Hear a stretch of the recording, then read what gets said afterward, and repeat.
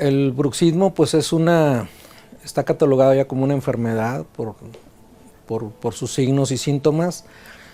Se buscaron datos recientes acerca de esta condición y se encontraron muchos artículos referentes a él, pero ahorita básicamente nos estamos enfocando al post-confinamiento del COVID-19, donde se encontró una alta prevalencia de esta condición que afecta a toda la población, pero este estudio se basó en paciente pediátrico.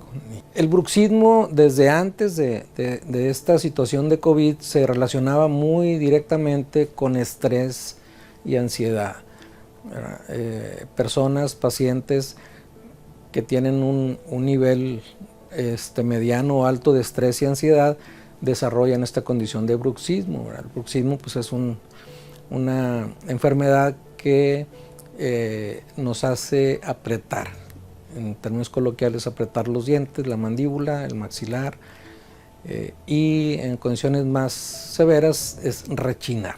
O sea, hay movimientos laterales y anteroposteriores y eso hace que se desarrollen situaciones más graves como el desgaste dental, afectación en la articulación temporomandibular, cefaleas, etc. Esta situación también se vio durante el confinamiento por el alto estrés y la ansiedad que produjo la misma enfermedad de COVID-19, en donde los niños, en este caso, pues tienen que estar en sus casas sin salir, no tienen actividad social importante, entonces se la pasan en la televisión, en las pantallas de televisión, de videojuegos, de computadora, y eso les crea un alto nivel de ansiedad y estrés, y eso desarrolla el bruxismo. Es una alta cantidad de pacientes que llegan a consulta. En nuestra propia facultad de odontología, en el departamento de odontopediatría, en nivel pregrado y posgrado, de niños con esta condición. Es frecuente y es diario.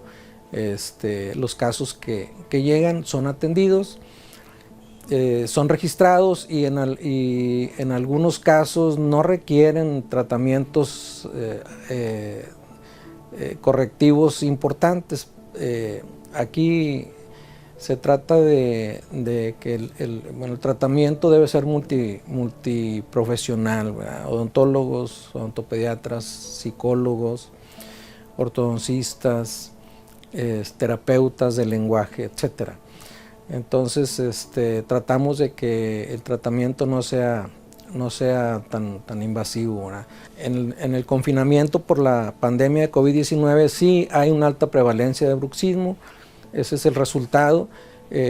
Ya nosotros como profesores de la universidad y de la facultad, pues hay que llevar estos resultados a los profesores y alumnos tanto del nivel licenciatura como de posgrado, para que estén enterados del resultado de esta investigación y ellos a su vez lleven las soluciones terapéuticas a los pacientes, ¿verdad? Entonces sí, y a los padres de familia de los niños con este problema, pues concientizarlos en ayudarlos a que no vean tanta videojuego, tanta televisión, tanta computadora, sobre todo en las horas previas a dormir.